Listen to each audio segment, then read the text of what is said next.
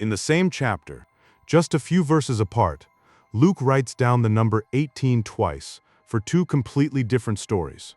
The first time, it's 18 people crushed when a tower collapsed on them. The second time, it's 18 years a woman spent bent so far forward she couldn't lift her head. Is that a coincidence? Or is Luke placing those two stories side by side on purpose, forcing you to ask a question he never states outright? Who gets to decide that one person's suffering means something and another's doesn't? That woman hadn't seen the sky in 18 years.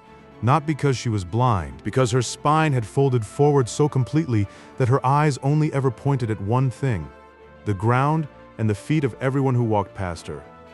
Jesus heals her in one sentence and one touch of the hand. But what sets off the man running the synagogue isn't the miracle. It's the number. And that number, it turns out, had already shown up earlier in this exact chapter, attached to a completely different tragedy. You're about to see Luke ask the same question twice, using the same number. When someone suffers for a long time, what does that say about them? Or about the people standing there watching? Right before the story of the woman, Luke records something else entirely. Someone told Jesus about a group of Galileans killed by Pilate while they were offering sacrifices at the temple. Jesus turns the question back on them. Do you think they died because they were worse sinners than other Galileans? No. Then he adds a second example, almost in the same breath. What about the 18 who died when the tower in Siloam collapsed on them? Do you think they were more guilty than everyone else living in Jerusalem? He answers his own question. No. Hold on to that, because 6 verses later, the number 18 shows up again, this time not attached to people who died in an accident, but to a woman who's still alive, carrying that number in her own body for 18 years. For years, I sat with people carrying illnesses that stretched on, and I got used to a question nobody said out loud but everybody asked underneath everything else.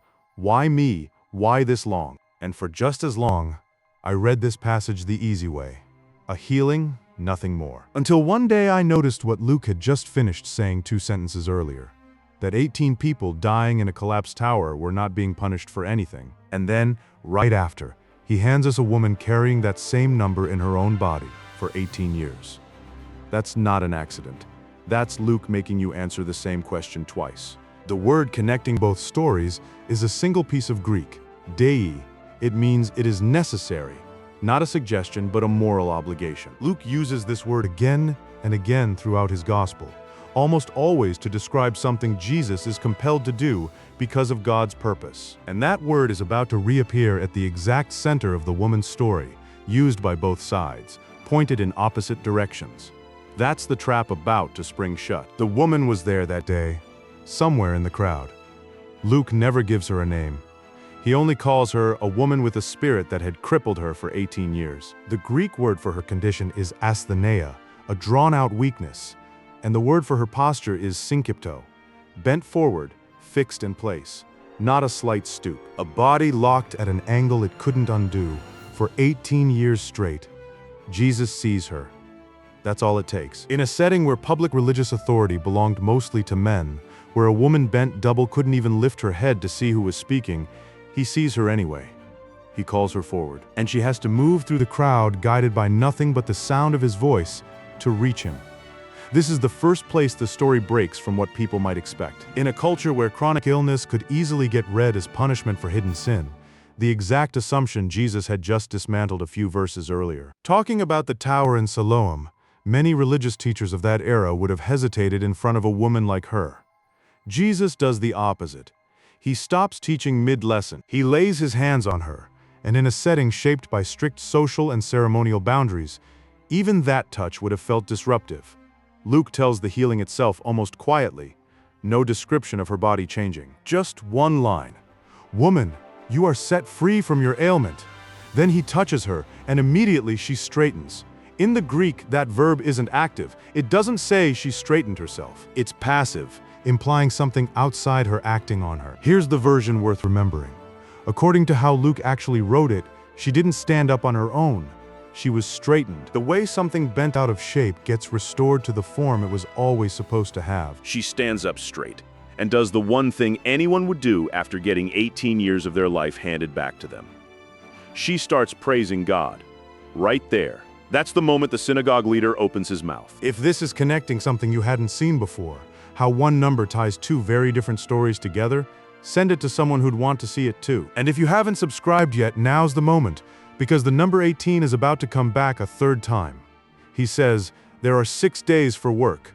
Come and be healed on those, not on the Sabbath." On the surface, that's not wrong. The Sabbath law really is rooted in the Ten Commandments. He's quoting it almost word for word, using that same word DEI to say work is necessary on the other 6 days. Jesus doesn't offer a different argument. He uses the same word, DEI, and points it somewhere else entirely. He asks, "Don't you untie your ox or your donkey on the Sabbath and lead it to water?" If an animal's need is urgent enough to make that necessary on that day, then this woman, bound, he says, by Satan for 18 long years, isn't her freedom just as necessary on this day? And this is where the number 18 closes its circle. A few verses earlier, Jesus had already rejected the idea that 18 people dying in Siloam were being punished for something. Now he's facing 18 years of suffering in a woman who's still alive, and he doesn't let anyone in that room quietly reapply the exact assumption he just knocked down, that a long stretch of suffering is evidence of guilt, or a sentence that still needs to be served. He calls her a daughter of Abraham, a phrase Luke didn't need to include, but kept anyway. It's a claim about identity.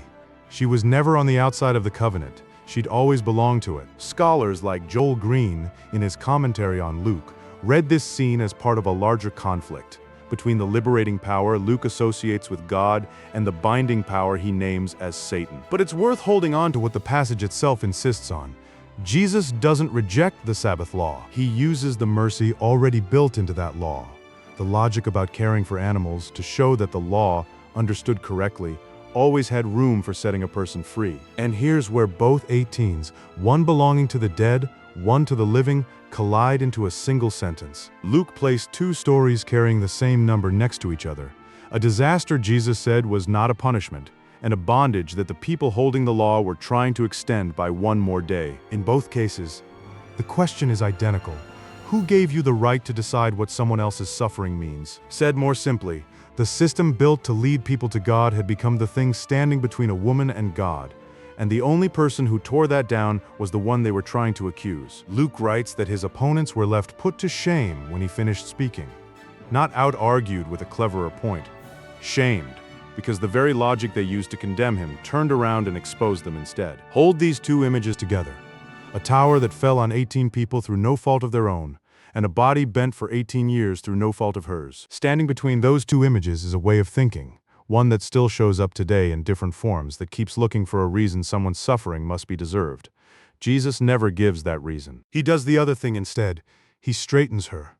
If that's true, if Luke really is using the number 18 to force the same question twice, it reshapes a few things worth sitting with. First, a long stretch of suffering is not evidence of a hidden sin.